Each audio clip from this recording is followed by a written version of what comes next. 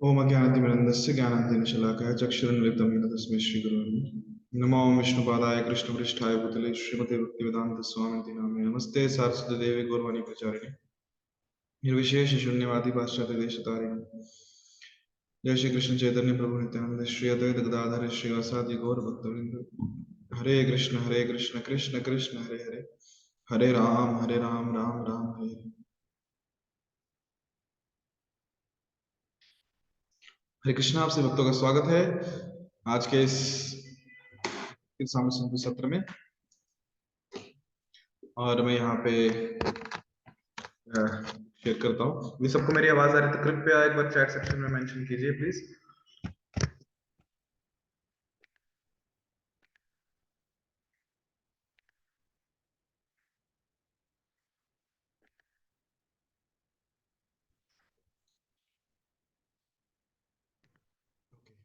तो ठीक है, हम शुरू करते हैं। किसी को याद है हमने कौन से पेज नंबर तक किया था, तो बता दीजिए।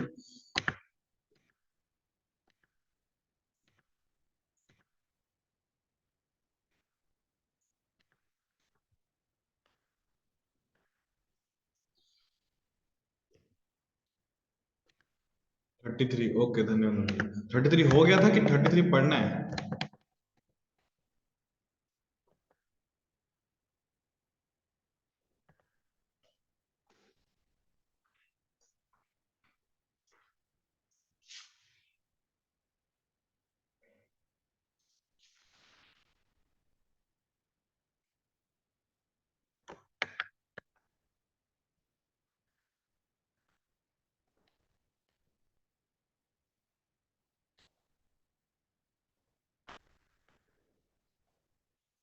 स्टार्ट करना 33, ओके धन्यवाद माता जी।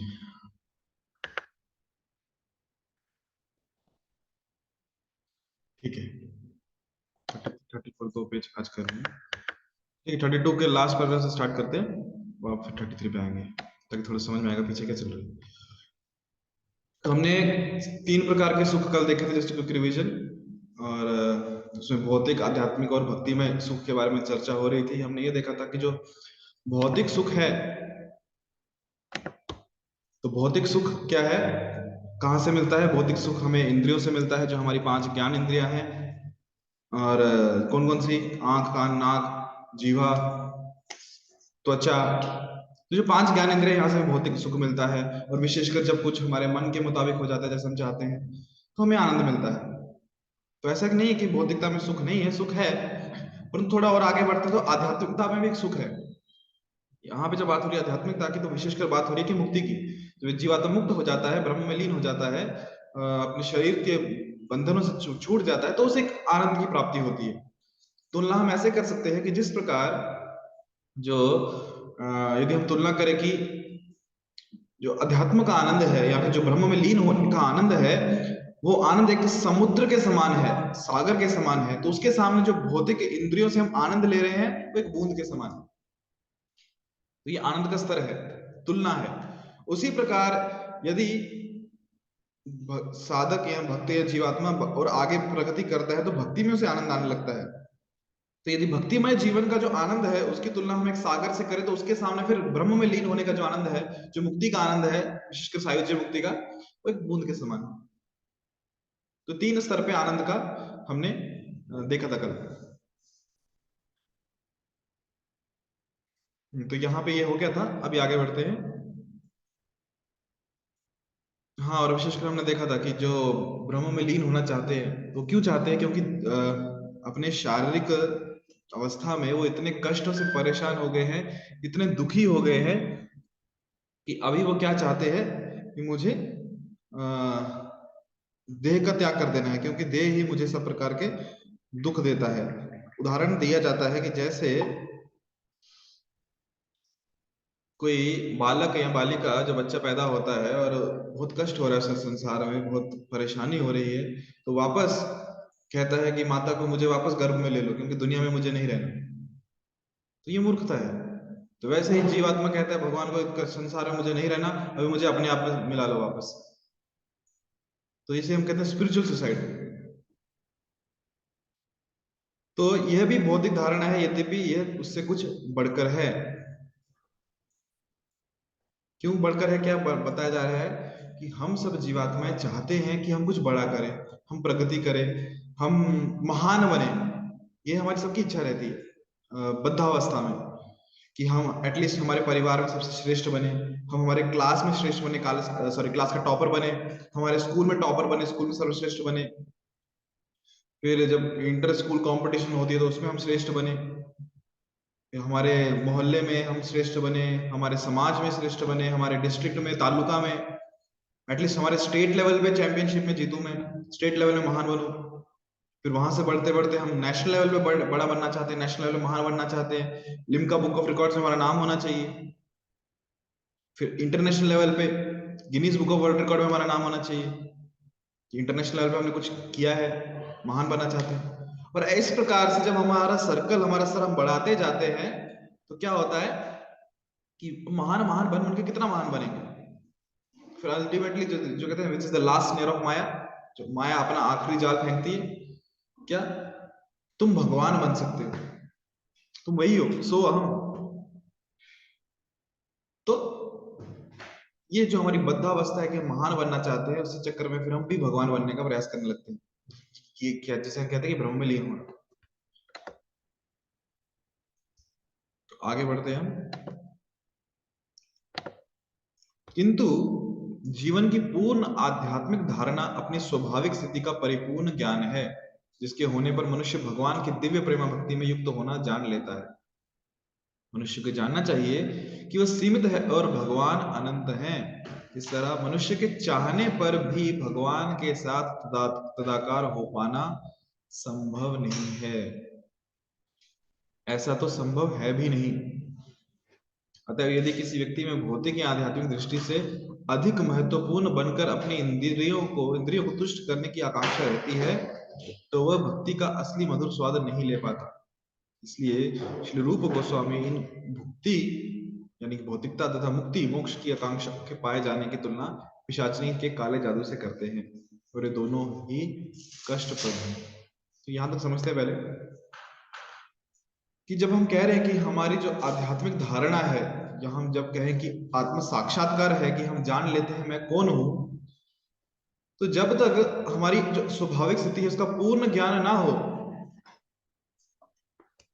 जो हमारी स्वाभाविक स्थिति है जब तक उसका पूर्ण ज्ञान ना हो, तब तक वो जो ज्ञान है वो पूर्ण नहीं है, वो आत्म साक्षात्कार जो है पूर्ण नहीं है। क्यों पूर्ण नहीं है? क्योंकि ज्ञान अधूरा है, उसे केवल ये जाना है कि मैं कौन हूं, मैं कहां से आया हूं, ये अभी तक उसे समझ में नहीं आया। जिस प्रकार यदि हमें विशेषकर महाराष्ट्र में प्रचलन है कि जब किसी को पूछा जाए कि आपका नाम क्या है, आप कौन हो, तो अपना नाम तो बताता है, अपना नाम बताती है, और साथ साथ उसके पीछे अपने पिताजी का नाम भी जोड़ते हैं, अपने पिताजी का नाम, या कहीं कहीं अपनी माता जी का नाम। क्यों? ये बताने के लिए मैं कौन हूं उसका परिचय कैसे होगा, कि मेरे स्रोत कौन है, मेरे माता पिता कौन है, तब जाके वो जानकारी पूर्ण कही जाती है। गांव में यदि हम जाएंगे, शहर में तो ठीक है, हम अपने पड़ोसी को भी नहीं पहचानते कौन रहता है, बट गांव में सबको पहचानते हैं। फिर गांव में कहाँ क्या क्या चालू है, और गांव में प्रचलन ऐसा है कि यदि कोई बच्चा या बच्ची कोई मिल जाए तो उसको पूछते हैं भाई तू किसका है, ये नहीं पूछते तू कौन है, पहला सवाल तू किसका है। आप लोगों ने अनुभव किया होगा जो गांव से है, कोई गांव में है और कोई खेलते खेलते आ गया ऐसे अचानक, तो पहला सवाल यही रहता है तू किसका है, अर्थ तुम्हारे माता पिता कौन है, फिर बाद में पूछेंगे तेरा नाम क्या है। तो ये पूर्ण ज्ञान है कि मैं तो हूं आत्मा, पर किसका अंश हूं, परमात्मा का। और जब ये पूर्ण ज्ञान होता है तभी व्यक्ति भगवान की दिव्य प्रेम भक्ति में लग सकता है।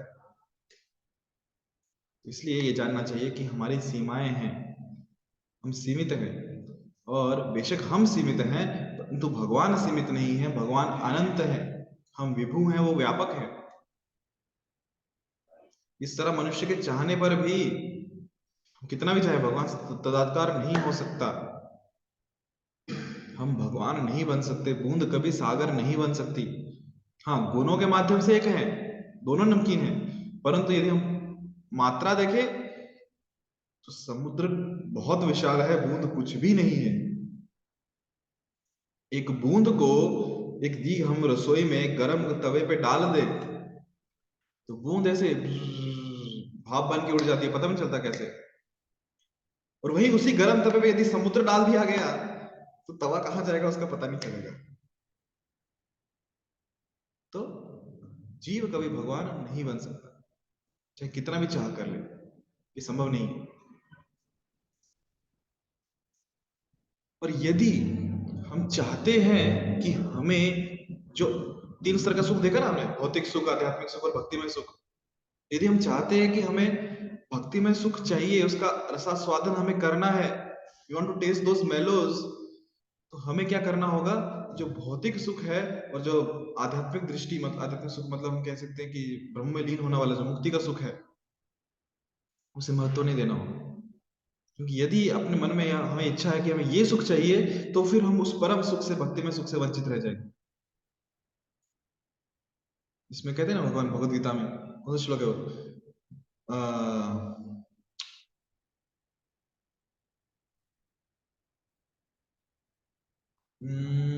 ठीक है, मुझे श्लोक नहीं आता रहा।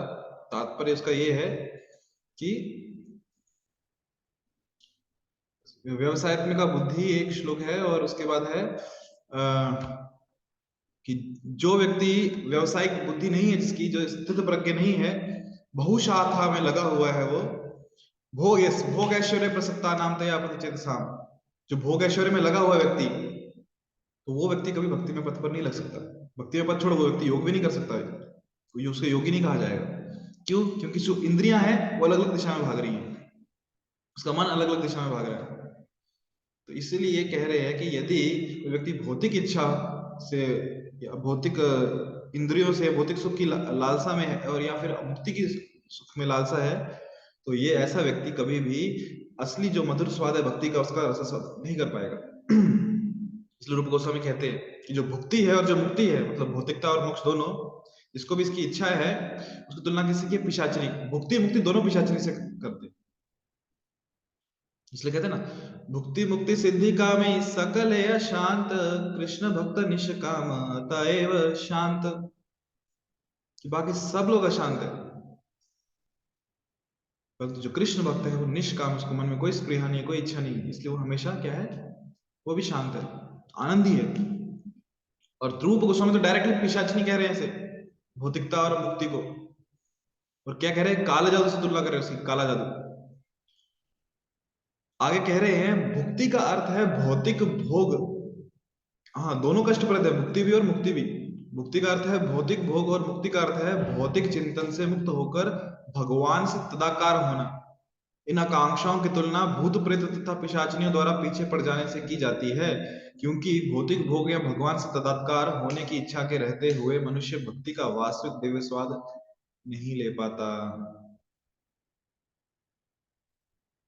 जैसे भूत अगर पीछे पड़ जाए तो सामने कितना भी आनंद करने की उपलब्धि, सॉरी फैसिलिटीज हो, आनंद नहीं कर पाते। अच्छा, एक और उदाहरण कि जब हम किसी से तदात्कार हो रहे हैं, कि जैसे कि मान लो भगवान में लीन हो गए, है ना, तो यदि भगवान कुछ आनंद कर रहे हैं तो उसे लगता है वो भी आनंद कर रहे हैं। जैसे एक कहते हैं ना, क्या होते हैं वो पैरासाइट्स, हिंदी में कहते हैं परजीवी, जो दूसरे के शरीर में रहते हैं, खून चूसने वाले।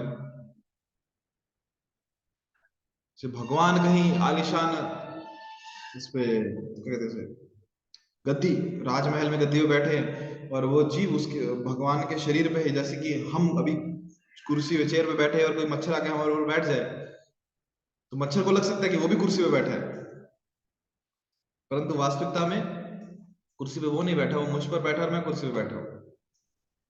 ये तदाकार होने की भावना, कि भगवान यदि वृंदावन में रास लीला कर रहे हैं और ये पर जीव की तरह भगवान में लीन हुआ है, तो उसको लगता है कि वो भी रास लीला कर। तो ये ऐसा भक्त जो है वो कभी ऐसी इच्छा नहीं करता कि मुझे भगवान में लीन होना है या मुझे भगवान बनना है। और यदि ऐसा कोई करने का प्रयास भी करता है तो वो भक्ति का रस आस्वादन नहीं कर पाता, जो परम दिव्य स्वाद है भक्ति का, उसका आनंद नहीं, उसका लाभ नहीं उठा पाएगा। तो शुद्ध भक्त जो है शुद्ध भक्तों को मुक्ति की परवाह कभी नहीं रहती। चैतन्य महाप्रभु कृष्ण से प्रार्थना करते हैं, हे नंदलाल, मुझे ना तो अनेक अनुयायियों के रूप में कोई भौतिक सुख चाहिए, ना प्रभुत्व संपत्ति का ऐश्वर्य, ना सुंदर पत्नी, और ना ही मुझे भवबंधन से मुक्ति चाहिए। मैं भले ही अनेक बार जन्म लूं, किंतु मेरी आपसे यही प्रार्थना है कि मेरी भक्ति आप में अविचल बनी रहे। न धनम न जनम न सुंदरी कवितां वा जगदीश कामये, मम जन्मनि जन्मनीश्वरे भवताद भक्ति रहे तुकी त्वयि। ना अनुयायी चाहिए बहुत सारे, ना कोई भौतिक सुख चाहिए, ना कोई बहुत सारी संपत्ति ऐश्वर्य चाहिए, ना सुंदर पत्नी चाहिए, और ऐसा भी नहीं कि मुझे मुक्ति चाहिए भवबंधन से कि सब लोग मेरी तारीफ करें, हम मुझे अभी कष्टों से मुक्त होना है, कुछ भी नहीं चाहिए। क्या क्या मांग रहे हैं? कितनी बार भी जन्म लेना पड़े कोई प्रॉब्लम नहीं, परंतु हर जन्म में जब जब मैं यहाँ आऊं, भौतिक शरीर धारण करूं, मेरी आपके चरणों में अविचल भक्ति भाव बना रहे, मैं आपकी सेवा करते रहूं। अविचल मतलब जो डगमगाए नहीं, मेरी भक्ति स्थित रहे। शुद्ध भक्त का ध्यान, और ये प्रार्थना किसकी? चैतन्य महाप्रभु की, चैतन्य शिक्षाष्टकम में आता है। शुद्ध भक्त का ध्यान भगवान की लीलाओं, उनके नाम, गुण, रूप आदि के यशोगान में इतना आकृष्ट रहता है कि वह मुक्ति की परवाह नहीं करता। भगवान की सेवा में इतना मग्न है कि उसको समय नहीं है कि वो सोचे कि मुझे मुक्ति चाहिए कि नहीं चाहिए। उदाहरण बिल्लो मंगल ठाकुर का दे रहे रूप गोस्वामी। श्री बिल्लो मंगल ठाकुर ने कहा है, हे प्रभु, यदि मैं आपकी भक्ति में लगा रहूं तो मुझे आपकी उपस्थिति का बड़ी आसानी से सर्वत्र आभास हो सकता है। और जहां तक मुक्ति की बात है, मेरे विचार से मुक्ति तो दोनों हाथ जोड़कर मेरी सेवा करने के लिए मेरे दरवाजे पर प्रतीक्षा करती है।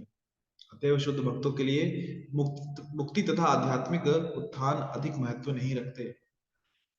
जो भक्त है, विशेषकर जो शुद्ध भक्त है, उनके प्राण केवल सेवा है।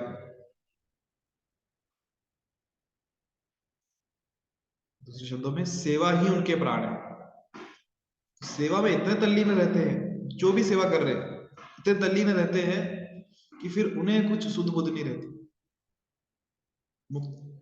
मुक्ति अपेक्षा नहीं कि मुझे मुक्ति ही चाहिए, कि मुझे क्यों क्यों सेवा करनी है भगवान की, क्योंकि मुझे मुक्त होना है, भवबंधन छूटना है। नहीं नहीं नहीं, भवबंधन का मुझे कुछ लेने देने नहीं है। कितनी बार आना पड़े, आने को तैयार है, कितने कष्ट हो चलेगा, पर मुझे भगवान की सेवा करनी है। अरे भक्त तो भगवान की सेवा में इतने विलीन हो जाते हैं कि उन्हें ये तक ध्यान नहीं रहता कि प्रसाद लिया कि नहीं लिया, नींद हुई कि नहीं हुई। कितने उदाहरण है भक्तों के। जयदेव गोस्वामी, जयदेव गोस्वामी नहीं, क्या नाम, जयानंद प्रभु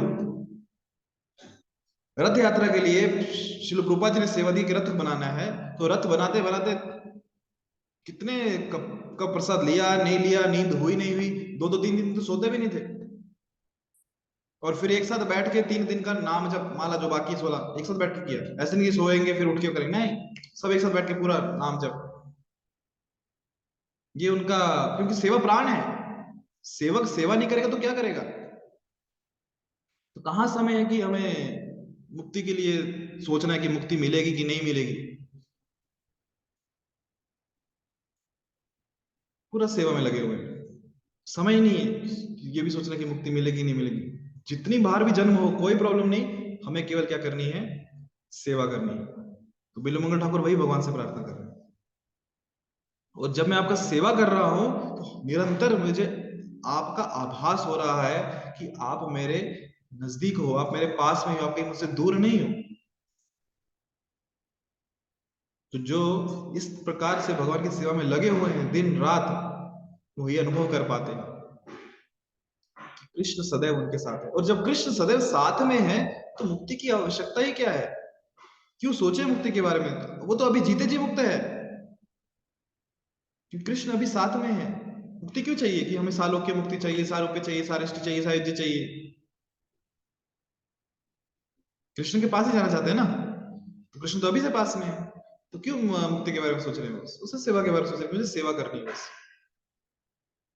इन संदर्भ में श्रीमद् भागवतम में स्कंद 3 श्लोक अध्याय 25 श्लोक क्रमांक 36 कपिल देव ने अपनी माता देवहूति को जो उपदेश दिया है वह इस प्रकार है, हे माता, मेरे शुद्ध भक्त मेरे विभिन्न रूपों में मेरे मुख के सौंदर्य और मेरे मोहक शरीर की रचना को देखकर मोहित हो जाते हैं। मेरी हंसी, मेरी लीलाएं तथा मेरी चितवन इन्हें इतनी सुंदर लगती है कि उनके मन सदैव मेरे विचारों में तल्लीन रहते हैं और वे अपना जीवन मुझे पूर्णतया समर्पित कर देते हैं। यद्यपि ऐसे लोग किसी प्रकार की मुक्ति या भौतिक सुख नहीं चाहते, तो भी मैं उन्हें अपने परम धाम में अपना पार्षद बनाता हूं। मिल गई गारंटी। भक्त चाहे ना चाहे भगवान लेके ही जाने वाले हैं, तो फिर हम क्यों चिंता करें कि हमें मुक्ति चाहिए कि नहीं चाहिए? भगवान देख लेंगे वो। और भक्त का क्या काम है? सेवा करना और भगवान का जो नाम रूप गुण लीला का श्रवण करना, कीर्तन करना, दूसरों को बताना, खुद सुनना। श्रीमद् भागवत का यह प्रमाण शुद्ध भक्तों को आश्वासन दिलाता है कि वे भगवान की संगति प्राप्त कर सकते हैं।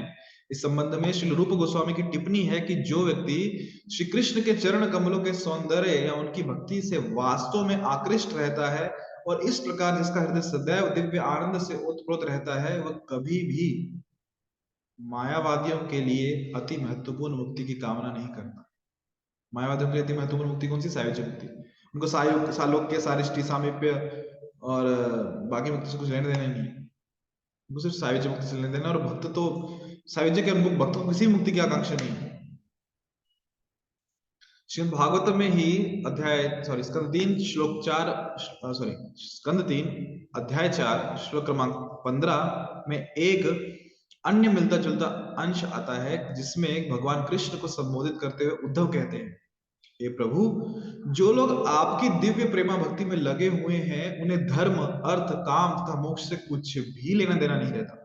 हालांकि वे इन विभिन्न स्रोतों से सुख की प्राप्ति बड़ी आसानी से कर सकते हैं। हे प्रभु, इन सब सुविधाओं के होते हुए भी मुझे ऐसा फल नहीं चाहिए। मेरी आपसे यही प्रार्थना है कि आपके चरण कमलों में मेरी अविचल श्रद्धा तथा भक्ति बनी रहे। तो जो 4 पुरुषार्थ है, विशेषकर जो गृहस्थ आश्रम में रहते हैं, कि पहला व्यक्ति धर्म करता है और धार्मिक तरीकों से ही वो अर्थ कमाता है, पैसा 2 नंबर का काम नहीं करता। और फिर अर्थ क्यों कमाता है? क्योंकि कुछ कामनाएं होती हैं, उन कामनाओं को पूरा किया जाता है अर्थ के द्वारा, पैसे के द्वारा।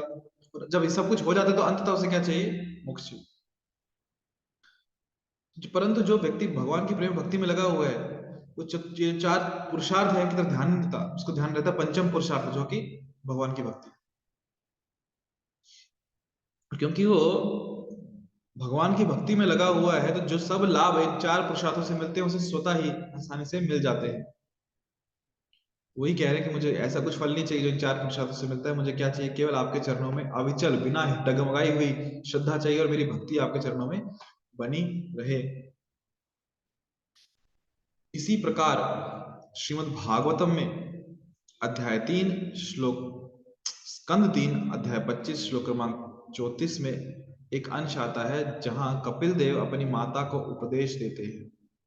वे क्या कहते हैं कि हे माता, वे भक्त जिनके हृदय मेरे चरण कमलों को सेवा से सदा पूरित रहते हैं, चरण कमलों की सेवा से सदा पूरित रहते हैं, और जो मुझे प्रसन्न करने के लिए कुछ भी करने को तैयार रहते हैं, विशेषतया वे भाग्यशाली भक्तगण जो मेरे गुण, मेरी लीलाएं तथा मेरे स्वरूप को समझने के लिए एकत्र होते हैं और सामूहिक रूप में मेरा यशोगान करके दिव्य आनंद की प्राप्ति करते हैं, कभी भी मुझसे तदाकार नहीं होना चाहते। तदाकार बात होने तो दूर रही, यदि उन्हें मेरे धाम में मेरे जैसा पद यानी कि सालोक्य मुक्ति, अथवा मेरे जैसा ऐश्वर्य यानी कि सारिष्टि मुक्ति, या मेरा ही स्वरूप सारूप्य मुक्ति का पार्षद बनने को कहा जाए, तो वे इसे अस्वीकार कर देते हैं, क्योंकि वे मेरी भक्ति में रत रहकर ही संतुष्ट रहते। ये कह रहे हैं भगवान स्वयं। भक्तों को भगवान के चरण कमलों में कितनी आसक्ति है। और उससे कौन से विषय? भक्तगण सामूहिक रूप में, जैसे अभी हम सब लोग आए ना, से आप लोग अब सब साथ में हैं, हम लोग साथ में हैं, एक साथ आके क्या कर रहे हैं? भगवान का यशोगान कर रहे हैं। भगवान के गुण है, उनकी लीला है, उनका स्वरूप है, उनको समझने के लिए सब एकत्रित हुए हैं। तो ऐसे जो भक्त हैं वो कभी भी भगवान से तदाकार नहीं होना चाहते, भगवान में विलीन नहीं होना चाहते। तो वही जो पहले चर्चा कर रहे थे, विलीन, भगवान में विलीन तो क्या, वो सालोक्य, मतलब जब भगवान के धाम में जो साथ में रहने का अवसर मिले वो भी नहीं चाहते। भगवान का जो ऐश्वर्य है वो भी नहीं चाहते। भगवान का जो स्वरूप है कि वैकुंठ में, क्योंकि जो वैकुंठ में नारायण है और जो उनके पार्षद पार्षद है सब एक जैसे दिखते हैं, तो वैसा स्वरूप भी नहीं चाहिए। क्यों? क्योंकि भगवान की सेवा में ही संतुष्ट है कि मुझे भगवान की सेवा करने को मिल रही है, आई एम सेटिस्फाइड, और कुछ भी नहीं चाहिए।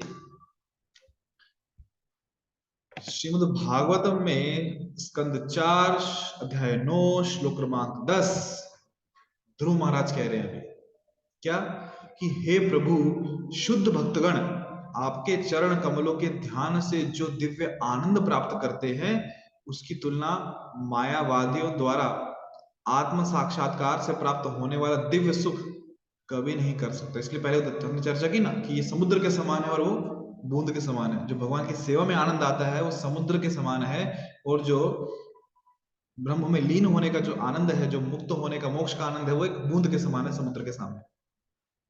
तो उसकी तुलना कुछ हो ही नहीं सकती। अतएव वे सकाम कर्मी जो अधिकाधिक स्वर्ग जाने का ही अभिलाषा रख सकते हैं, आपको कैसे समझ सकते हैं, और ये कैसे कहा जाए कि वे भक्तों का सा सुख भोग रहे हैं।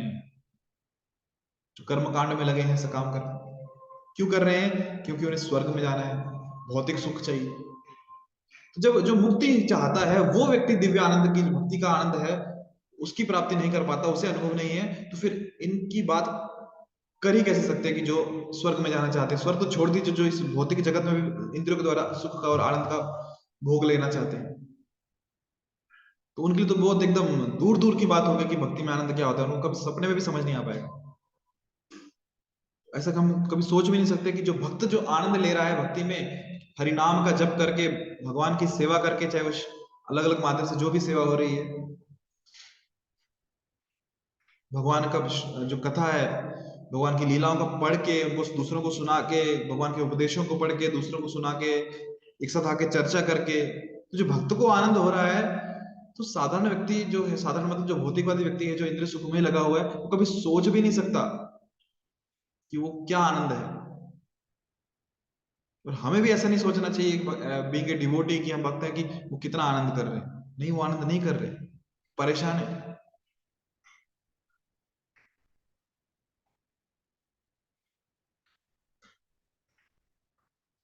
यदि हमें यकीन नहीं होता, यकीन नहीं होता मतलब हम सबका अनुभव है, आपका भी अनुभव रहा होगा कि यदि माला नहीं हुई समय पे तो मन विचलित हो जाता है। यदि भक्तों का संग ना मिले तो मन विचलित हो जाता है। यदि कथा में हम नहीं, समहाउ हम कथा सुनने को नहीं मिल रही, तो मन विचलित हो जाता है।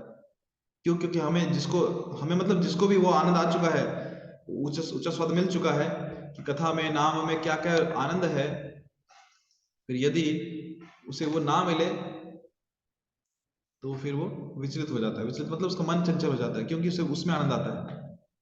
और यदि उसे इंद्रिय वस्तु के साथ, इंद्रिय तृप्ति के साधन दिया जाए कि आप इसमें से आनंद लो, नहीं, उसका मन नहीं लगेगा फिर उसमें, क्योंकि अब इसे ऊंचा स्वाद मिल चुका है। तो इसलिए जो भक्त जो आनंद का भोग कर रहे हैं, जो आनंद का आस्वादन कर रहे हैं, तो एक भौतिकवादी व्यक्ति जो इंद्रियों से आनंद भोगने का प्रयास कर रहा है, या फिर जो मुक्ति कामी है, जो मोक्ष चाहता है, तो इनकी तुलना हम कभी भी इनसे नहीं कर सकते, भक्तों से।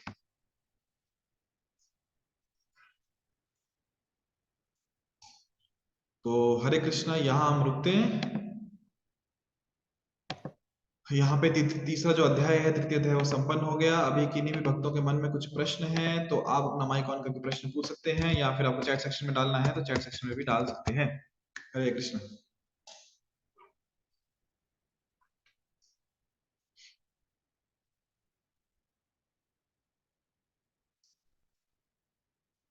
हरे कृष्णा, यदि आपको कुछ प्रश्न है तो पूछ सकते हैं, कुछ बताना चाहते हैं तो भी बता सकते हैं। हरे कृष्णा। हरे कृष्णा प्रभु जी, दंडवत दंडवत माता जी। प्रभु जी, जैसा कि इसमें आया है कि जो दिन रात भगवान की सेवा करता है, बस उसे मुक्ति की भी आशा नहीं रहती है जी। तो लेकिन मतलब जो गृहस्थ है वो तो ऐसा नहीं कर सकते। क्या नहीं कर सकते? जो मतलब दिन रात सेवा या इतना जिस तरह कोई गुरु साधु और ब्रह्मचारी जो है वो दिन रात उसमें रहते हैं, तो गृहस्थों का तो मतलब घर की जिम्मेदारी और बहुत सारे परेशानियों को देखते हैं। तो फिर कैसे मतलब एक गृहस्थ आसानी से कैसे जी ईश्वर समझ का गया माता चिंतन या फिर जी। जी,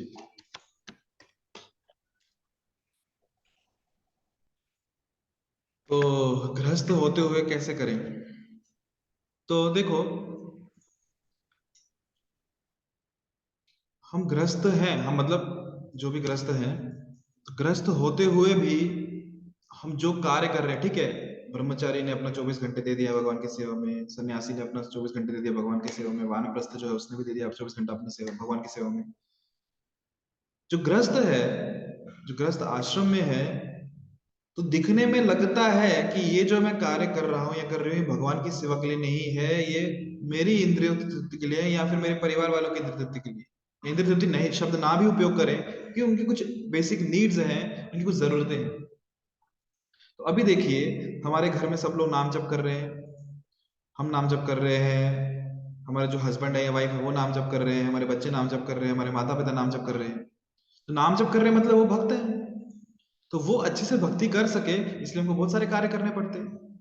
बाहर जाके पैसा कमाना पड़ता है, घर में रसोई संभालनी पड़ती है, घर को संभालना पड़ता है, उन सबसे बात करनी पड़ती है, उनके लाइफ में क्या चल रहा है वो देखना पड़ता है, कहीं कुछ प्रॉब्लम तो नहीं है, कहीं कुछ डिस्टरबेंस तो नहीं है, या फिर जब कुछ खुशी का माहौल है तो साथ में सेलिब्रेट करना पड़ता है। तो ये सब जब कार्य हम कर रहे हैं, इसका उद्देश्य क्या है? उद्देश्य यही है कि हम सबका जो भक्तिमय जीवन है वो अच्छे से चले, हम सब भक्ति में आगे प्रगति करें। हम सबका पूरे परिवार का केंद्र बिंदु कौन है? भगवान श्री कृष्ण। जब इस केंद्र इस चीज को जब सॉरी भगवान श्री कृष्ण को हम केंद्र में रख के चल रहे हैं, सब कार्य हम उन्हीं को केंद्र में रखते हुए कर रहे हैं, तो ये भक्ति है। 24 घंटे हम भक्ति कर सकते हैं। इवन हमारा सोना भी दंडत हो जाता है कि हम भगवान को प्रणाम कर रहे हैं कि हे प्रभु, जीव आज पूरे दिन में बहुत कष्ट किए, आपकी सेवा की, अभी मैं सो रहा हूं। क्यों सो रहा हूं? ताकि सुबह उठ के मैं एक नए उत्साह से, नई ऊर्जा से वापस सेवा में लग सकूं। तो सोना भी सेवा हो गई। हाँ, भौतिकवादी व्यक्ति कष्ट करता है, थक जाता है और लास्ट में परेशान हो जाता है कि कहाँ मैं फंसा हुआ हूँ। जॉब को जाएगा, परेशान हो जाएगा, घर पे आएगा कि कहाँ मैं, अभी चिड़चिड़ चिड़चिड़ सब चालू हो गए। पर भक्ति विनोद ठाकुर जी का उदाहरण आता है कि भक्ति विनोद ठाकुर जाते थे, ही वॉज ए मैजिस्ट्रेट, जज थे वो, न्यायाधीश। जाते थे, काम करते थे, और जब वापस घर में आते थे तो उनको ऐसा नहीं लगता था कि मैं कहाँ आ गया, घर गृहस्थी में कहाँ आ गया, यहाँ सब kit kit kit kit kit होते रहता है, परेशान हो गया मैं। नहीं, वो जब लिखते हैं भक्ति विनोद ठाकुर की, जब मैं घर में आता तो मुझे ऐसा लगता है मैं गोलोक वृंदावन में आ गया हूँ। क्यों गोलोक वृंदावन में आ गया हूँ? क्योंकि सब परिवार वालों का चेतना वो है, घर में कीर्तन हो रहा है, उनकी पत्नी भगवान को भोग लगा रही है, सब बच्चे बैठ के कीर्तन कर रहे हैं, भगवान के अर्चा विग्रह सामने उनकी सेवा चल रही है, सब साथ में आके कीर्तन करते थे। तो जो भी हम कार्य कर रहे हैं, चाहे वो पैसा कमाना हो गया, रसोई संभालना हो गया, बच्चों को संभालना हो गया, माता पिता को संभालना हो गया, केंद्र क्या है? उद्देश्य क्या है? केंद्र कृष्ण है, उद्देश्य कृष्ण है, कृष्ण की प्रसन्नता के लिए कार्य हो रहा है। और जितने भी हमारे संपर्क में सब भक्ति में आगे प्रगति करें, सबको साथ में लेके हमको चलना है, तो सेवा है वो। हम बाहर जाते हैं प्रचार करने के लिए, पुस्तक वितरण करते हैं भगवत गीता का, लोगों को भक्ति में लाते हैं, उनकी देखभाल करते हैं कि ये भक्ति में अभी प्रगति करो, आप अभी एक माला जप कर रहे हो, अभी 2 पे आओ, 3 पे आओ, शास्त्रों का अध्ययन करो। जो परिवार वाले लोग हैं वो भी तो साधक है ना, उनकी उत्तरदायित्व भी हमारे ऊपर है, उनकी रिस्पॉन्सिबिलिटी भी हमारे ऊपर है। तो जब हम उनका देखभाल कर रहे हैं तो मतलब प्रचार कर रहे हैं, और प्रचार करना सेवा है, कि उनकी भक्ति में प्रगति कैसे हो सकती है। तो केंद्र कृष्ण है, उद्देश्य कृष्ण है, तो हम गृहस्थ आश्रम में भी सेवा कर रहे हैं 24 घंटे। जी माता जी। हाँ जी प्रभु जी, धन्यवाद प्रभु जी। और एक आप प्रश्न पूछे। जी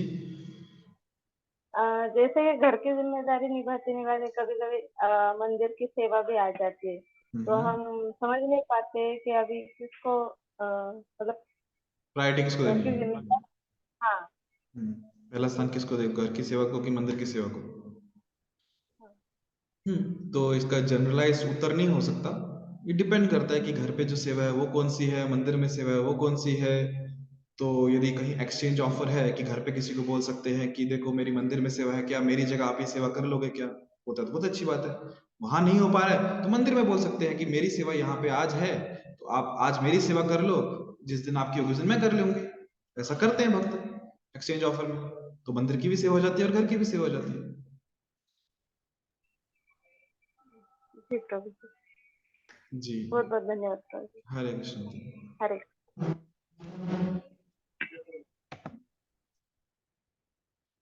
और कुछ प्रश्न किन्हीं भक्तों के? नहीं तो फिर हम यहाँ रुकते हैं। तो कल मिलेंगे शाम को 7 बजे चौथे अध्याय के साथ। चौथा अध्याय विशेष है। तो अभी तीसरे अध्याय में हमने देखा भक्ति के लिए पात्रता क्या है, और चौथे अध्याय में देखेंगे मुक्ति से भी बढ़कर कैसे भक्ति है।